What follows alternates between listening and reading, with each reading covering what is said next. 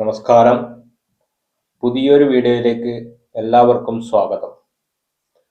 2025 August മാസം 27-ാം തീയതി വിനായക ചതുർത്ഥിയായി നാം ആഘോഷിക്കുകയാണ്.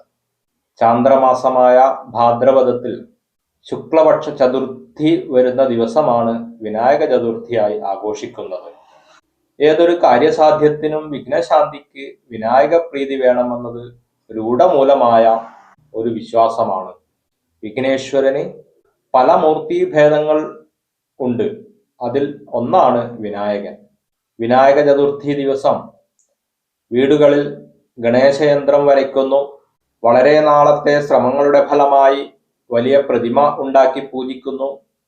സകല അലങ്കാരങ്ങളോടും കൂടിയാണ് വിനായകനെ പൂജിക്കുന്നത്. പട്ടുകുടയും പലഹാരങ്ങളും ഭജനയും ആത്മാർത്ഥമായ ഭക്തിയും വിനായകന് സമർപ്പിക്കുന്നു. വിഘ്നേശ്വരന് ഏറ്റവും പ്രിയങ്കരമായ മോദകം, അട, ശർക്കര, പൊങ്കൽ, ഉണ്ണിയപ്പം തുടങ്ങി എല്ലാം നിവേദിക്കുന്നു. കറുകമാല ചാർത്തി 16 ഉപചാരങ്ങൾ നൽകി വിപുലമായി പൂജിക്കുന്നു.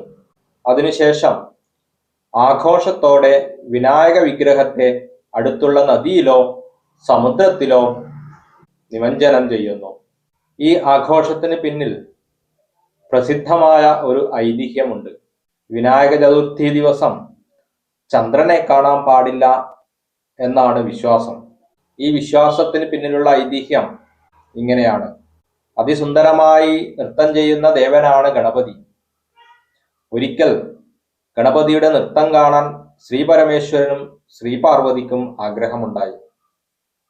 അങ്ങനെ സ്വന്തം മകനായ ഗണപതിയുടെ മനോഹരമായ നൃത്തം കണ്ട് ആസ്വദിച്ച് അതിൽ സംപ്രീതരായ മാതാപിതാക്കൾ ഗണപതിക്ക് ഏറ്റവും പ്രിയപ്പെട്ട മോദകം ഉണ്ടാക്കി കൊടുത്തു. അങ്ങനെ വയറു നിറച്ച് മോദകം കഴിച്ച് സന്തുഷ്ടരായി തീർന്ന ഗണപതി ത്രിസന്ധ്യാസമയത്ത് കൈലാസത്തിലൂടെ യാത്ര ചെയ്യുമ്പോൾ പെട്ടെന്ന് കഴിച്ച മോദകം മുഴുവൻ പുറത്തു ചാടി. ഇത് കണ്ട് വിഷണ്ണനായ ഗണപതി ആരും കണ്ടില്ലെന്ന് ഉറപ്പുവരുത്തിയ ശേഷം മോദകം തിരിച്ച് വയറിലേക്ക് തന്നെ എത്തിക്കുന്നു. എന്നാൽ ഇതെല്ലാം കണ്ടുകൊണ്ടിരുന്ന ചന്ദ്രൻ ഈ വിചിത്ര ദൃശ്യം കണ്ട് പൊട്ടിച്ചിരിച്ചു. പരിഹാസച്ചിരി കേട്ട് ക്രുദ്ധനായി തീർന്ന ഗണപതി ചന്ദ്രനെ ശപിക്കുന്നു. എനിക്ക് സന്തോഷകരമായ ദിവസം എന്നെ കളിയാക്കിയതിനാൽ ഈ ദിവസം നിന്നെ കാണുന്ന ആളുകൾക്ക് അപവാദം കേൾക്കാൻ ഇടവരട്ടെ. ഇതായിരുന്നു ശാപം. ഈ ഒരു ഐതിഹ്യം മൂലമാണ് വിനായക ചതുർത്ഥി ദിവസം ചന്ദ്രനെ കാണാൻ പാടില്ല എന്ന് പറയുന്നത്. വിനായക ചതുർത്ഥിക്ക് വ്രതമെടുക്കുന്നത് നല്ലതാണ്. ഏത് കാര്യത്തിനൊരുങ്ങിയാലും തടസ്സങ്ങൾ, മറവി എന്നിവ അനുഭവത്തിൽ വരുന്നവർക്ക് വ്രതത്തോടെ മന്ത്രങ്ങളും നാമങ്ങളും ചൊല്ലി പ്രാർത്ഥിച്ചാൽ ഗണേശാനുഗ്രഹം ഉണ്ടാകും. ഗണേശ അഷ്ടോത്തരം, ഗണേശ സഹസ്രനാമം എന്നിവ വ്രതത്തോടെ ജപിച്ചു പ്രാർത്ഥിച്ചാൽ വിദ്യയിൽ എത്ര മോശമായ കുട്ടികളും മിടുക്കരായിത്തീരും. മാത്രമല്ല, ഗണേശ ചതുർത്ഥി ദിവസം ചെയ്യുന്ന പൂജ ജീവിതത്തിലെ ദുഃഖങ്ങളും ദുരിതങ്ങളും ഇല്ലാതാക്കാനും അഭിഷ്ടസിദ്ധിക്കും ഫലപ്രദമാണ്. വിനായക ചതുർത്ഥിക്ക് ക്ഷേത്ര ദർശനം നടത്തിയാലും സർവദോഷങ്ങളും ഹനിക്കപ്പെടും. ബുദ്ധിയുടെയും ശക്തിയുടെയും ദേവനാണ് ഗണപതി.